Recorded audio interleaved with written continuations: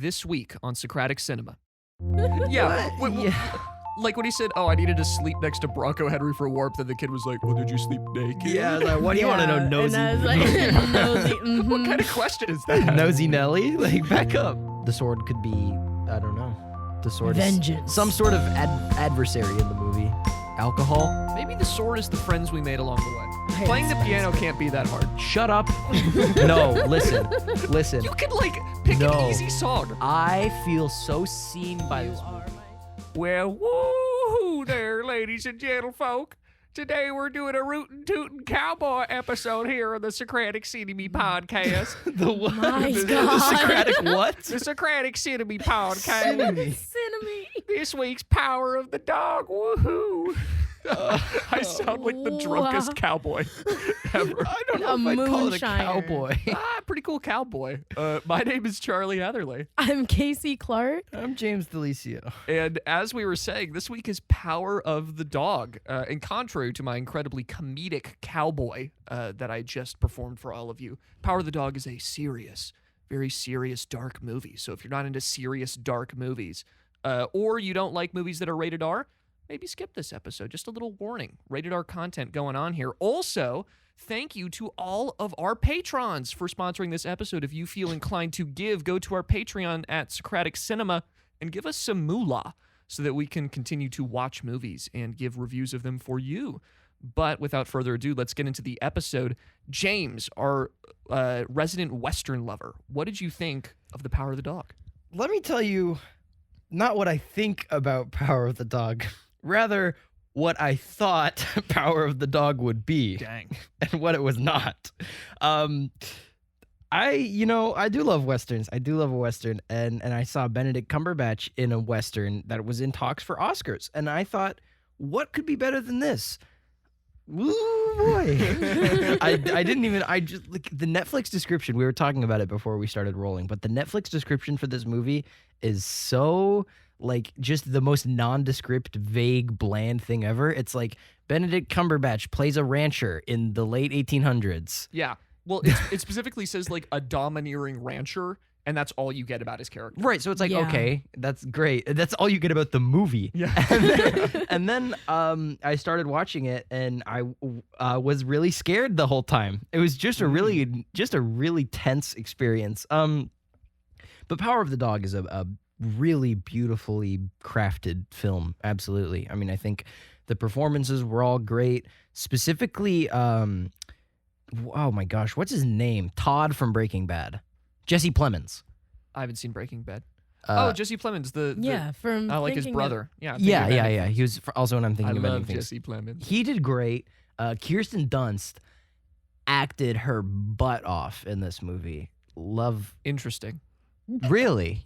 Interesting. She plays a distraught woman very well. That's my MJ. Well, when you cry in every scene, is it really that special? You know? Okay, Kristen Stewart. Let's wait till the Spencer episode to talk about that. All right. But no, Power of the Dog was not at all what I was expecting. It was like a hint of Whiplash, a quarter cup of I'm Thinking of Ending Things with large quart of I don't know, like an eighth of a teaspoon of Call Me by Your Name, just like a smidgen of Brokeback Mountain. A really unique blend of spices and herbs in this movie. Just a flavor for sure. 11 spices and just herbs. A flavor, and I'm gonna give this one a soul draining 8. It's just an 8. Wow. An 8.5 maybe. Very, very good. 8.5. So Casey's classic number. No. We're gonna temper that back down to an 8. Okay, well. All right. Never mind. Yeah. Oh, well, then Kasey, what did you think? Okay, so I watched it shortly after James. So I was hearing James's live, instead of live tweeting, he'll live message us of all of his feelings. I'm like, oh, this is going to be very, very uncomfortable. And I was expecting it to be way worse than it actually was. Same. Right. Wait, and I was really? like, yeah. Yes. Yeah. I was like, dang, they're going to start cutting people up. Like at some point, like Cumberbatch is gonna start. He's gonna snap. Kristen Dunst is gonna snap. But it was just really, really. Oh my gosh! It was stressful. Yes. It was just really stressful. And I feel like, because with movies like Whiplash and like I'm thinking of ending things, I've been very vocal about how I don't like to be uncomfortable watching movies. But this movie was it was okay. Oh, maybe I overhyped it then. I think so. I was like very expecting like maggots falling out of like pigs' bellies. Whoa. Yeah. Thinking of ending things I type. think what happened is I thought it was going to be like rootin' tootin' cowboy shooting. And then it wasn't. And then it wasn't. And so I cranked the dial like all the way to the other. Like I counter adjusted, and so that like set the wrong Gotcha. expectation for you guys. Yeah, I mean, but you're very right about the Netflix like description. I was like, oh, okay, he's just going to be harassing this woman and her son for this entire, and he did do that. But listen, I love me some representation, some gay cowboys, not like this. This isn't what I wanted. Let's get "I love me some gay cowboys" printed on a T-shirt. Oh yeah, of course. There has to official be merch. Is what official we'll do with merch. That's gonna be our Socratic drop. I love me some gay cowboys. But this, And then on the back it says, "But not like but this." not like this. This was too much. It was what was it? I'm thinking like Let's Talk About Kevin or whatever that movie was we called. need to talk about. We need to talk about Kevin. Yeah.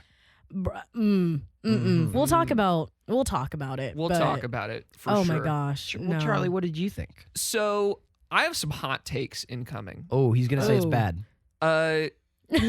Maybe, I don't really know. I think that this movie was very much a surprise to me, and I think that the Netflix description was more exciting than the actual movie was to me.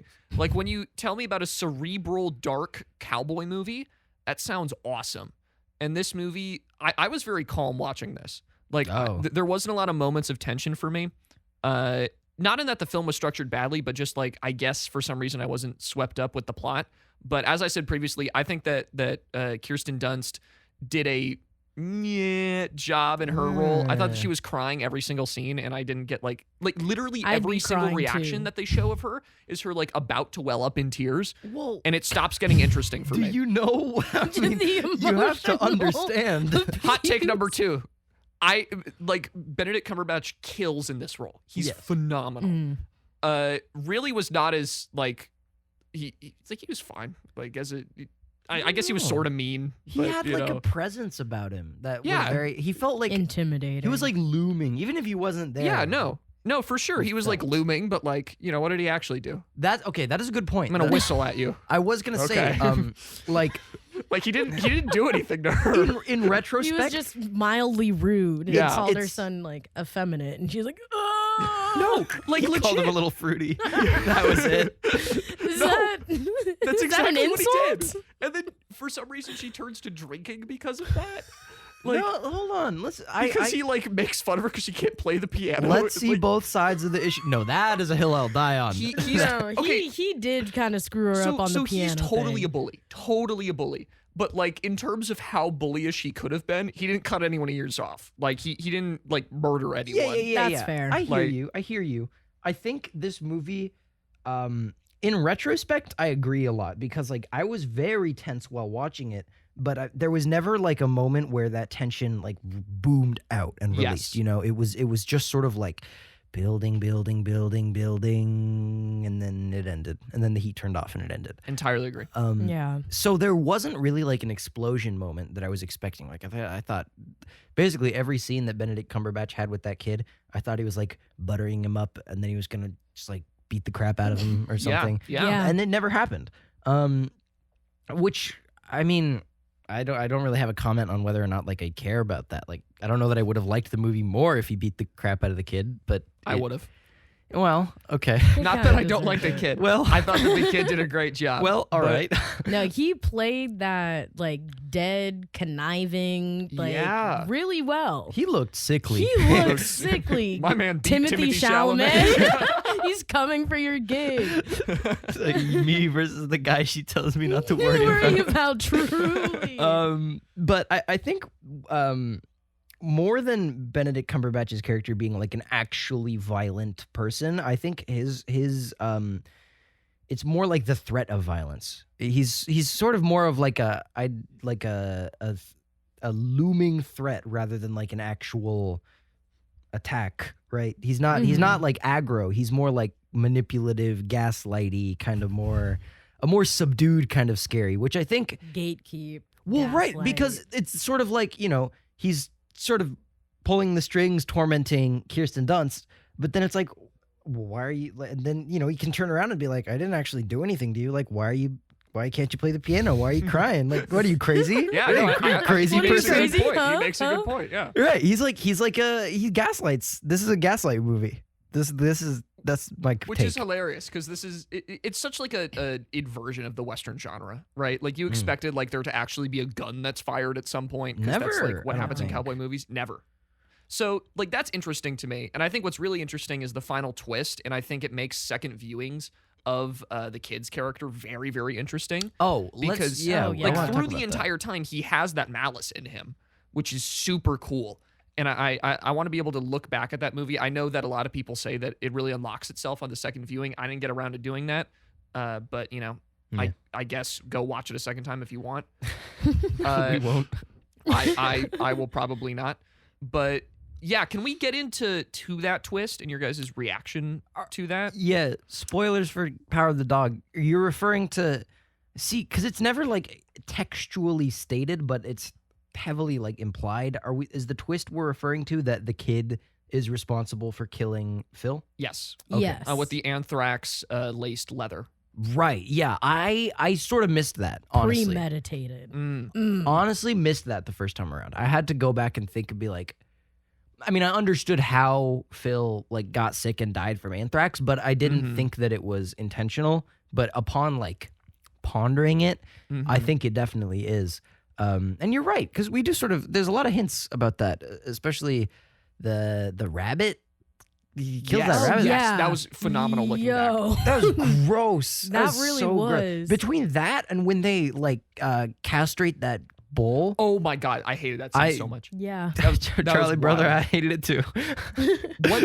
I know So- the majority of like the violence is like animal Yeah. violence. I'm like, Yeah, don't tell me no animals were harmed in the making For real, of he this. beat the crap out of that horse. Right? That, yeah, wow. Oh, PETA actually got mad at the movie for that. Oh, for for real? both the castration scene and also the horse beating scene. No, Yeah, I'm kind I of mad too. bet. I could have done without that. I mean, it certainly added to the tension, but Well, we finally know who would win in a fight between Benedict Cumberbatch and a horse. Benedict So, Cumberbatch, I guess. that pressing question that is The people that plagued died generations. to know. The people want to know. So what is the like?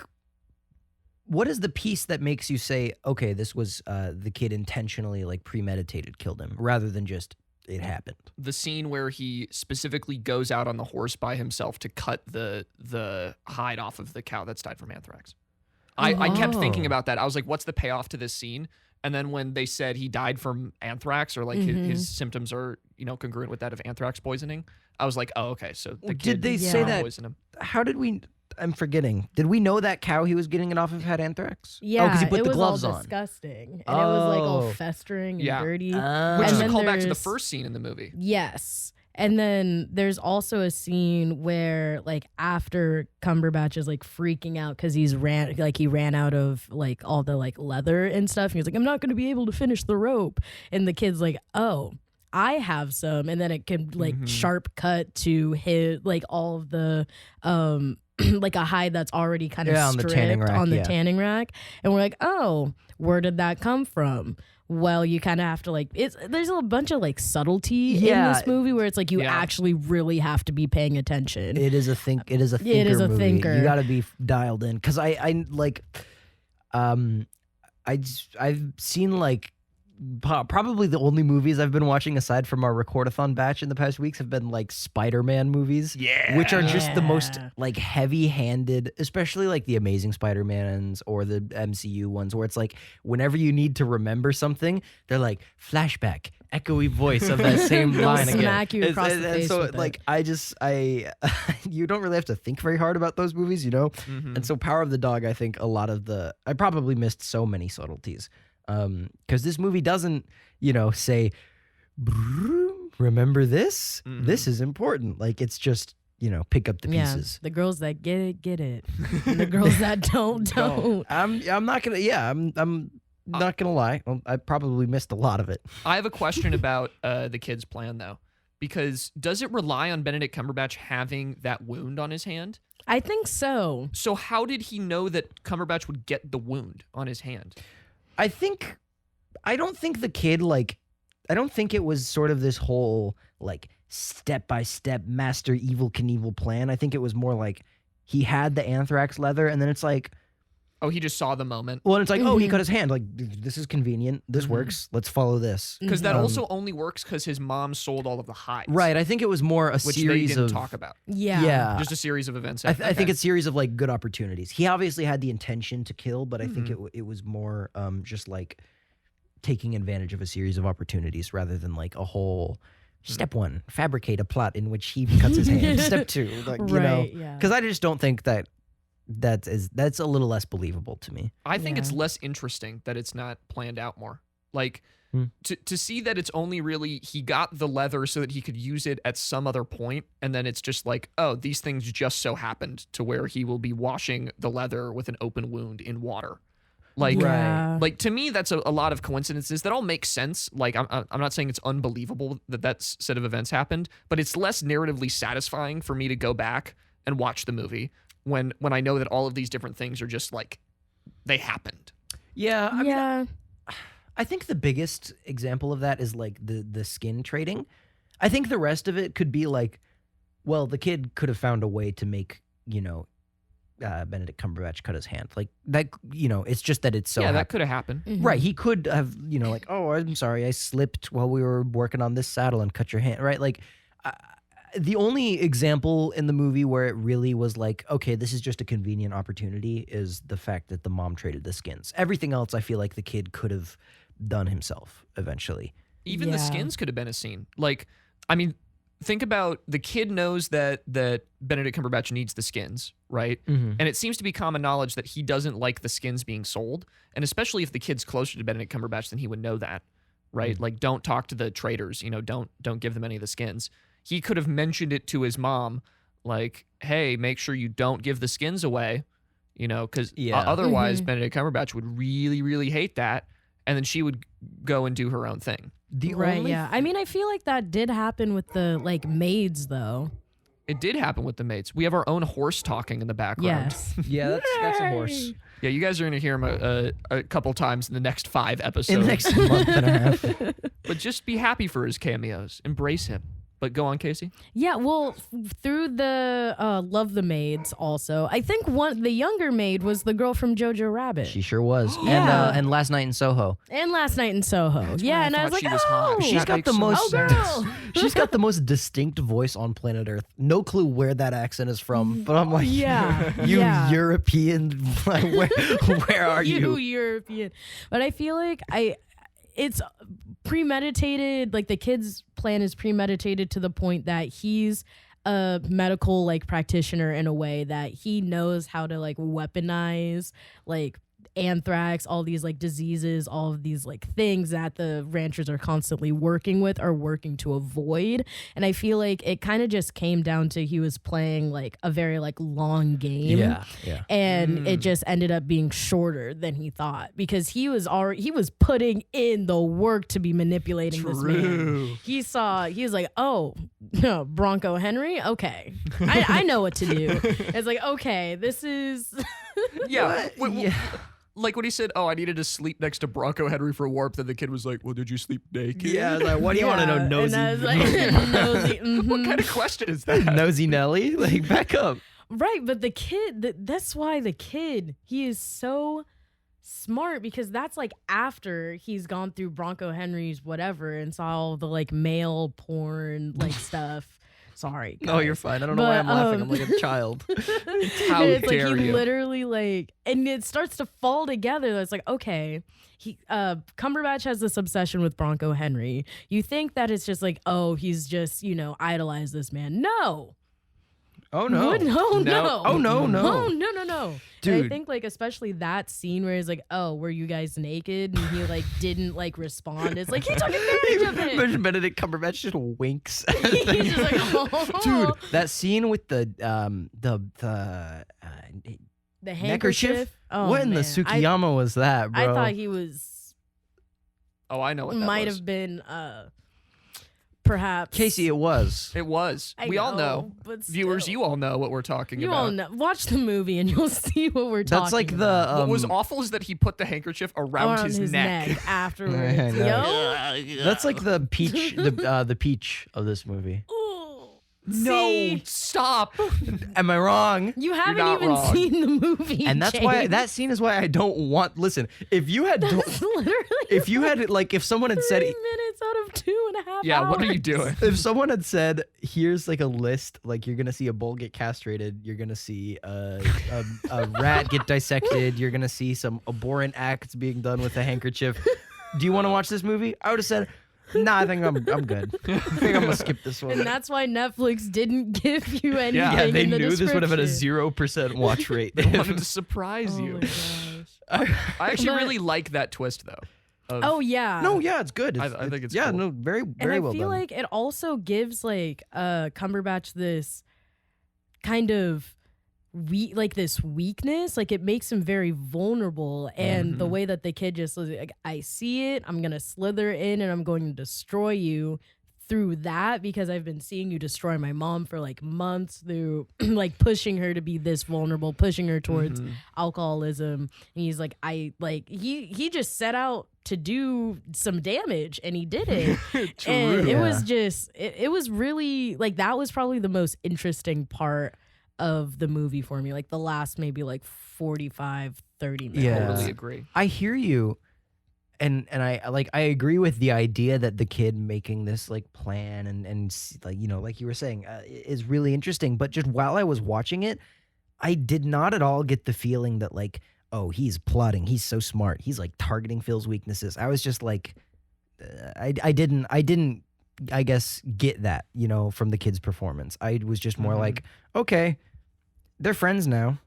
It's like, oh wait, he was trying to kill him. Oh. Yeah. No, Oh. I Yeah. actually entirely agree. I think the fun of it is that on rewatch you get to see Right. that side of the performance. Yeah, because first time through, I was like, I simply don't see him like planning and plotting and seeing. I mean, in retrospect, like hindsight, that's what he was doing. I'll agree, but it just like on a first watch, I don't think that, at least for me, I don't think that aspect of the film really comes through. But I think the film opens too with a very like pivotal like quote where he's Oh, like, did it? what? Because you want to know a fun fact?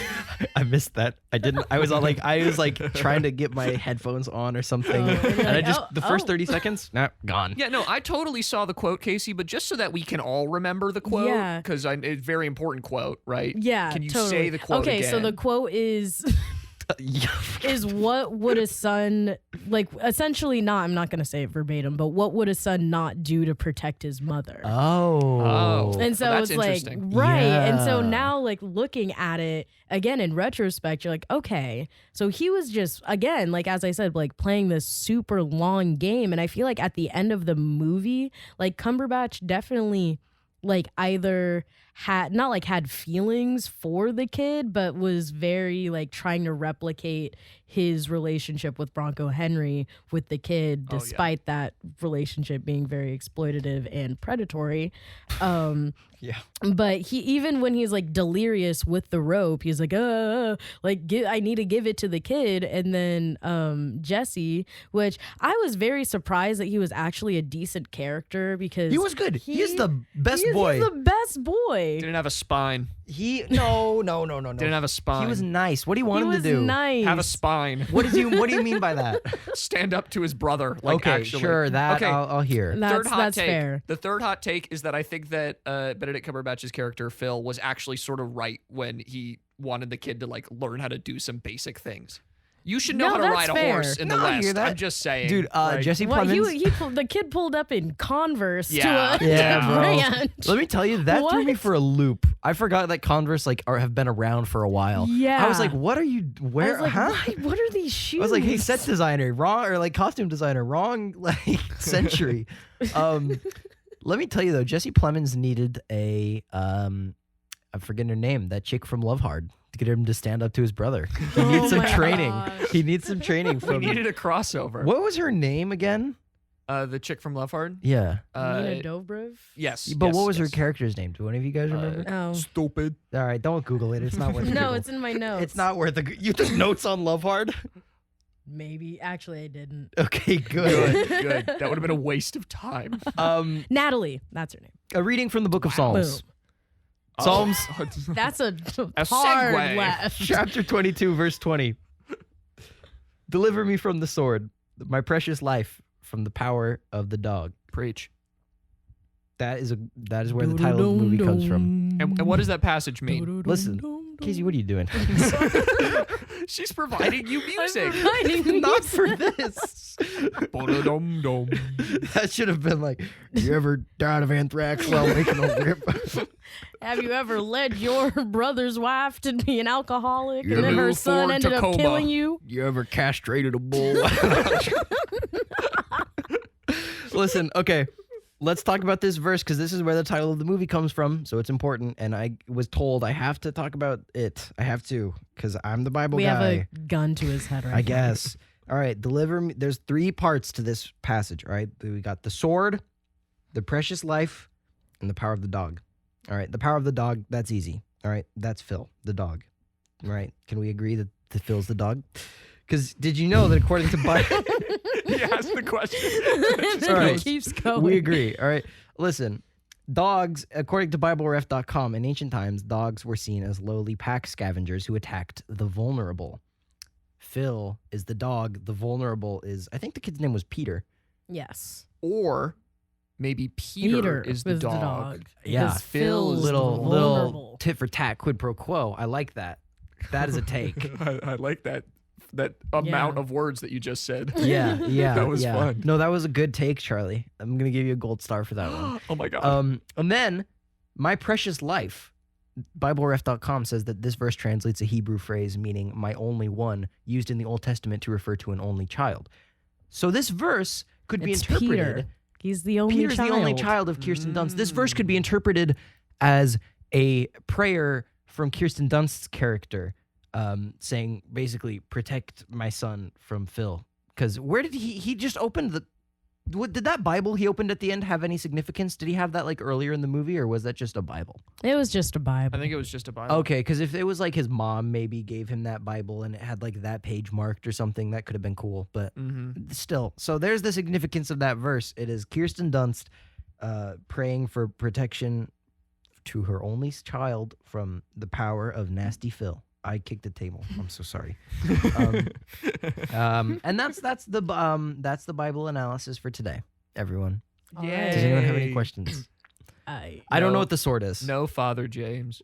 Because stop. Because she says, "Deliver me from the sword," and so the sword could also be Phil. The sword could be, I don't know. The sword is Vengeance. some sort of adversary in the movie. Alcohol. Maybe the sword is the friends we made along the way. Maybe the sword Oh is my actually our gosh. patrons who support us. Support us. I think You know the what? sword is I have one more hot take. only Hot one more. take. Only Drop one it. more. I think that Devil All the Time did what this movie was trying to do better. Oh my god. Big, Huge. big, true, agree. Yes. Ratio, true. Because from the start where it was like 1, I was like, oh, we're doing chapters. And I was Oh. like, this immediately brings me back to watching Devil All the Time. And plus, on top of that, with James having pre-freaked me out, I was like, oh no, I'm going to see a crucified dog in the next 10 minutes. Because, yeah, Devil All the Time, you're right. Devil All the Time is literally just this movie, but better. With more things happening Different in it. thematic. I think I'm so sorry. I think Power of the Dog had more to discuss, like in terms of themes and subtext, right? Because there's commentary on, a lot of masculinity and sexuality and all that. And Devil All the Time is really just kind of like a more straight up revenge story. I mean, there's some thematic juice there about like, the horrors of war and like generational trauma and, Robert Pattinson. Delusion. I think there's a lot about sexuality in Devil All the Time that is not specifically homosexuality. True, actually. That's true. True, So though. like different, like sort of same strokes but for different folks, I think is the combination I can get from these two movies. My God. What an idiom. Agree. My final verdict, just watch Devil All the Time. But I will say Power of the Dog nominated for best score. These are my predictions. These are my predictions. Best score.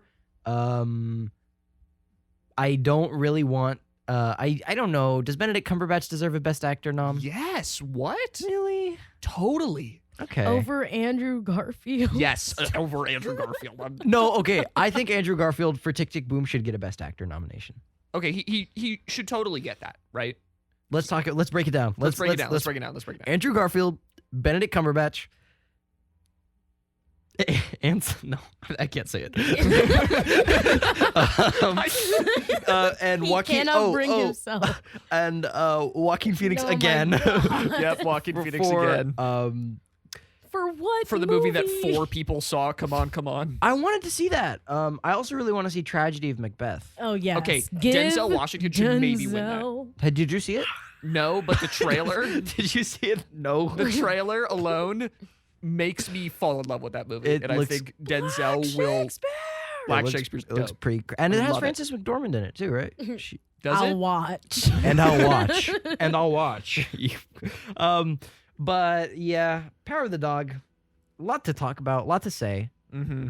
Riley, what are we at? I don't have my stopwatch going. Oh, Oh wow. we are not done Yeah, with Power James, of the Dog. we got a lot more to. There's plenty more to say with Power to of the nom Dog. nom into here. I don't know about Best Actor for Benedict Cumberbatch. That's a crazy take. That's wild. Kirsten Dunst, Best Supporting Actress. No, that's also wild. Absolutely not. Jesse Plemons, Best Supporting Actor. No. The Kid, Best Supporting Actor. Yes. Fair. In fact, fair. he might get a Best Lead Actor nom.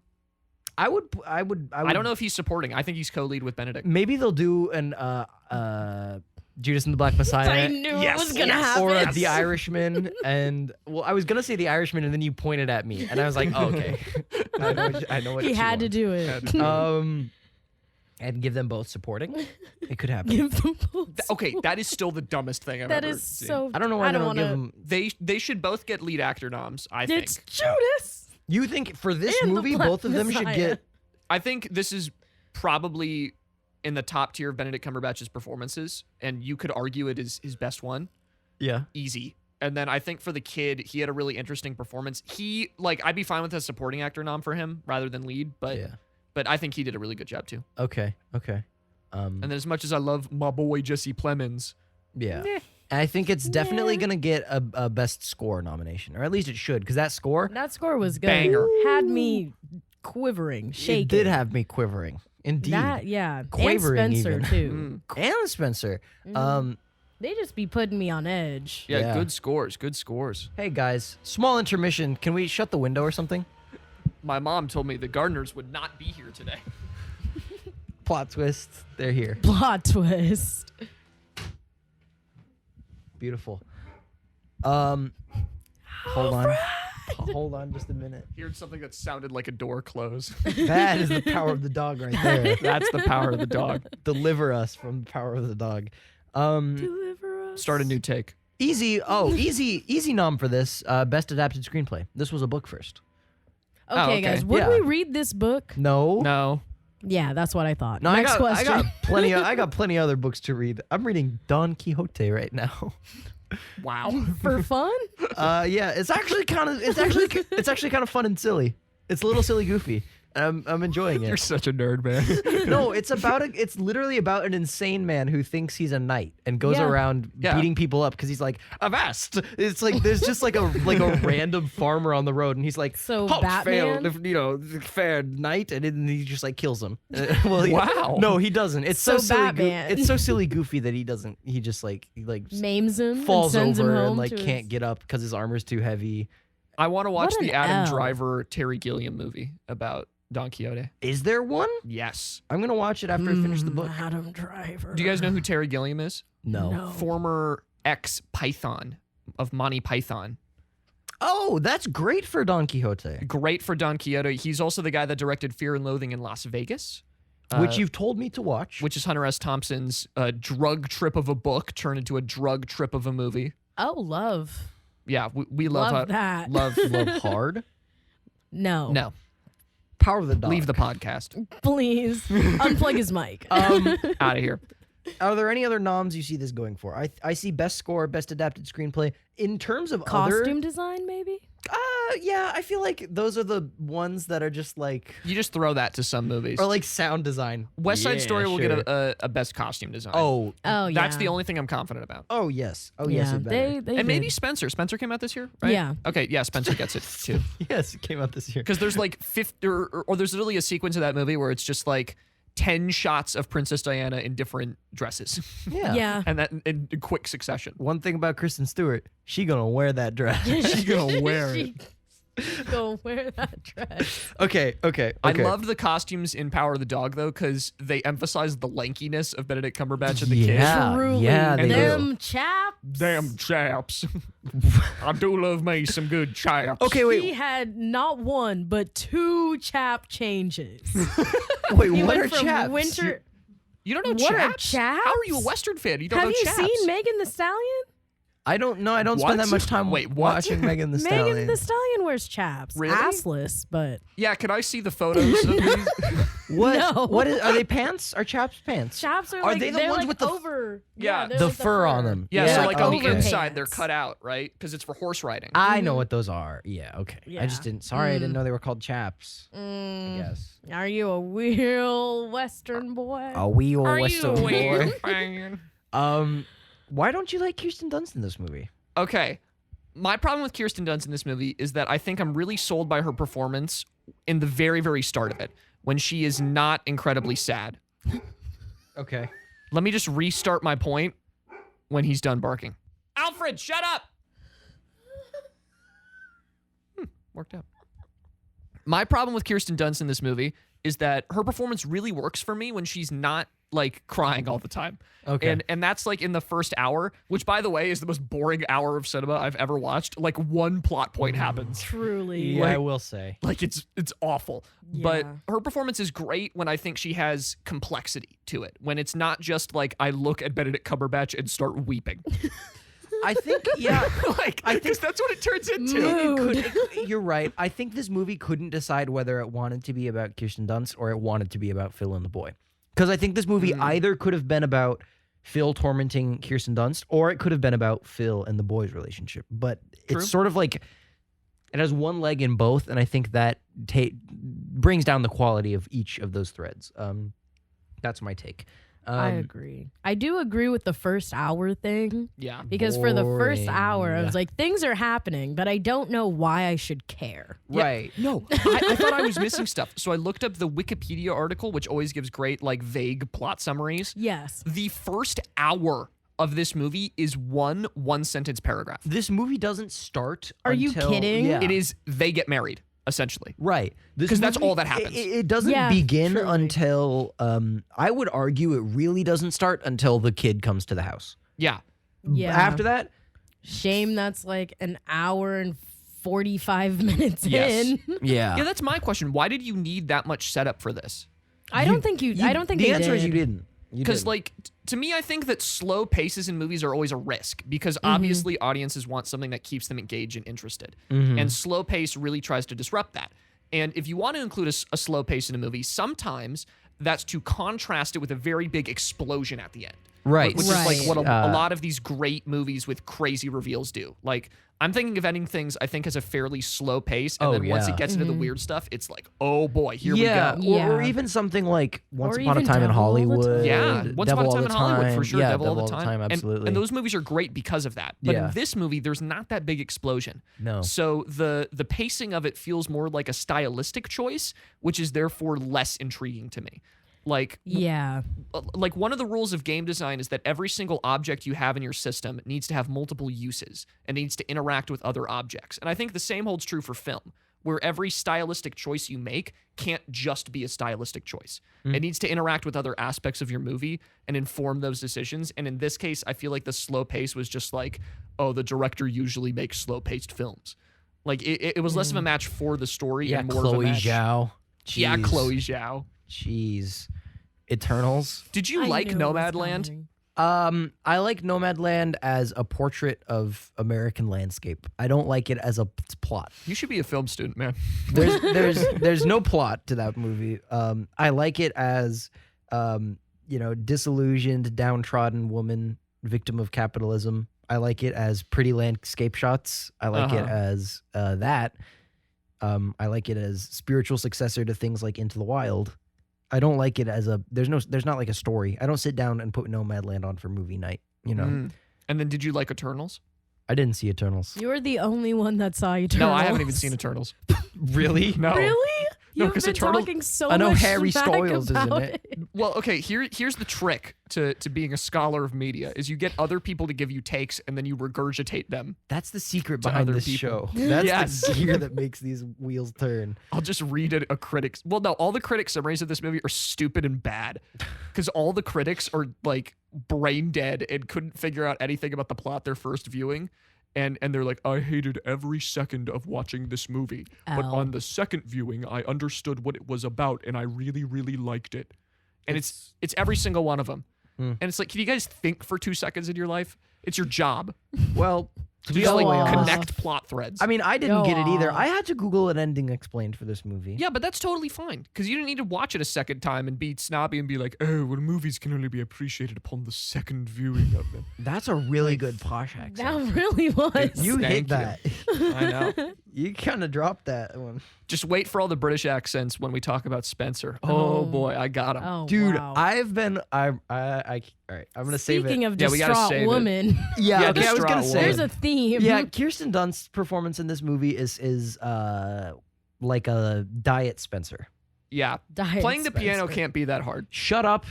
No, listen.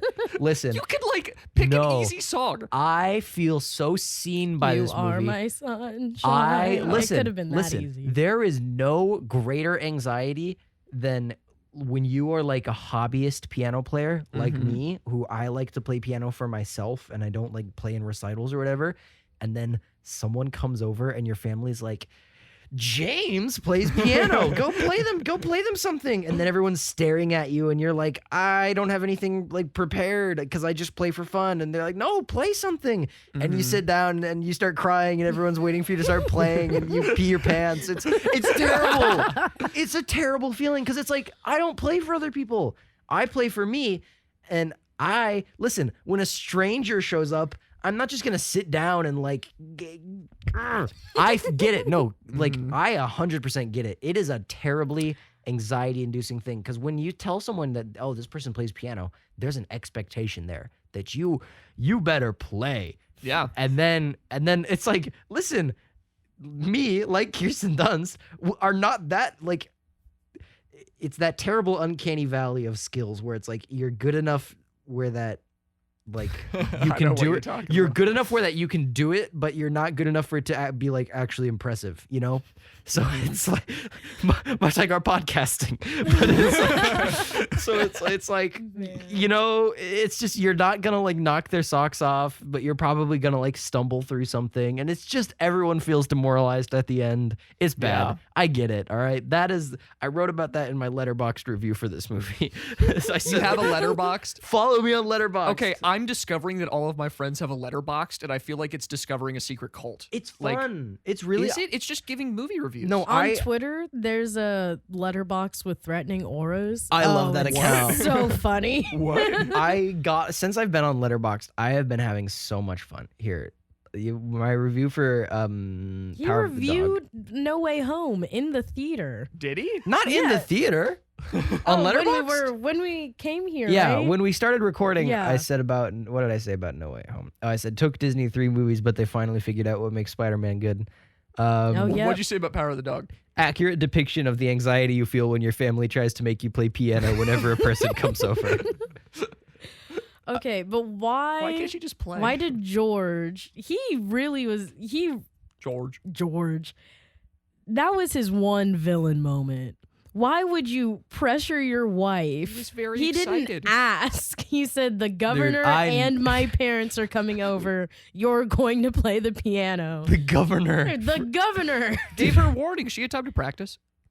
She did. Phil sabotaged her. No, she Did he really, What, though? what? Phil played the banjo and did better than her. That Right. Go is He spine, said- Kristen Dunst. This is my problem. You It's don't like get half the it. characters in this movie just have no confidence whatsoever. don't I just get it. want The them to real have a villain is shred. low self-esteem. Yes, it is. No, I promise you don't get it. You don't get it. It's so Okay, real. wait, so let's- Instrument anxiety is so real. It's like whiplash. I will die on this forever. I feel it. I get it. See, like, I know how to play one song on the guitar called Spanish Theme. I thought you were going to And, say and every Wonderwall. time there is a guitar in the house, I'll be like, Kasey, what is that? What? What was What the is alert that on that? for? It's for work. I work with kids. You They're- work at Socratic Cinema. I'm sorry. But guitar, Spanish theme. Where Whenever were we? there's a guitar in the room, I will start playing Spanish theme, and I'll be like, I know how to play guitar. And it's just you need to have fake confidence like that. I Because get it's it. the most- Until you it make is it. one string and it is 3 notes, and that's all I need. I've heard Spanish theme before. Pretty played by- good, it's right? Pretty good. That's what and it it's just sounds that like. for like a minute. it's really good. And It's like, now wow, here's she's really Wonderwall. good. She's really good. Yeah, but because I'm confident in my Spanish theme abilities, you like that performance, Right. Which is what she should have just done on the piano. Like pick 2 notes, like chopsticks. yeah, ba-da-da-da-da, play that Yeah, and yeah. sing something to it. Power of the Dog. Power of the positive mental image. For real. Power of the growth mindset. No, No, listen, mindfulness is a scam and we're living in It's 1984. American, not Americans. You know the whole mindfulness practice thing where it's like that they shove down our throat every day in homeroom where it's Oh, like yeah. growth mindset. Like We played love chess love in my languages. You That's know, dope. mindfulness is 1984 Kafkaesque bureaucratic nightmare, and it's hurting me. I hate it. James said, "Get these woke liberal ideas out If of my I ever skull." I hear- am the no, roach. If I First hear growth mindsets, now masks. if I hear the words growth mindset one more time, I'm going to lose it because mindfulness is literally just like the most. It's soft boiled like. Just feel better. Just imagine that you can feel better. Yeah. Oh my god. And that's all it is. Yeah, Riley, snap it up. You know I'm right. It's so true. I hate mindfulness. It's such a scam. It's like the 16 personalities or horoscopes. It's like that. How dare you, Listen, ENFJ. you bastard? Let's all agree. I'm an INFJ, and I love asking people. Let's all agree they're just horoscopes. Come Okay, on. yeah, but that doesn't mean they're any I'm a less fun. 2-wing 3. Right. Okay. I don't even know what my the Enneagram. Thing, Come on. The thing I don't boy. like about the Enneagram is that, from what I was told by an Enneagram person, you're supposed to like read about all of them and then pick the one that you think you are. Oh no, you take a test. Well, I know there are tests, but apparently, originally, you're supposed to choose. That's horrible. Which feels like just like pick the cool Stupid. one, Yeah, right? pick the it's cool like one. everyone Pick would the be a one Gryffindor. that's most stable. I am a Gryffindor wouldn't. though. Oh, so- that makes so much sense. Okay, sure, bro. I used to be a Ravenclaw, and then I got like Pog. Then you got Pog. Yeah, Oh yeah. Pogalicious, one might say. What is that even? I'm a Hufflepuff. That makes sense. I go between Hufflepuff and Ravenclaw. Mm. Hufflepuff wing Ravenclaw. Yeah, exactly. What does that mean? It's Yeah, like don't ask. I don't Enneagram. know.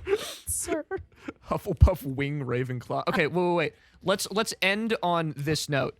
What's What- Phil's type? Yes, I was gonna. What is Phil's type? sociopath. Fat phobic sociopath. Yeah, he's super fat. Fatso. I love the way that he says fatso, though. It's very satisfying to me. No. I hate that he calls. He's literally bullying his brother. No, I get for it, the but it's just entire that year. accent. They and sleep that in the same word. bed. Did you see that scene No, where they they really slept be in the same cuddling. bed? Yeah. Unbelievable. George said, "I will take on top of the sheets." I should have seen the twist coming after that shot. Phil is an ISTP. Ignorant, stinky, terrible, poopy. All bad. All and the bad. T is traumatized. The T is traumatized. Alfred, no. The power of the dog. T is The for power of the Oh, he dog. sat on the mic.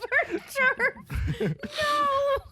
And with that, you viewers have of the rights Socratic in the Cinema West? podcast, as a hurricane rages outside, as my dog has licked Kasey's mic and sat on my own. I think we're about to go to the Oz up Yeah, here. I think we're going to be whisked away. There's but no place Spirited like Away home. even. Well, Spirited first, Away? before we get whisked away to Oz, we got to be whisked away to another place.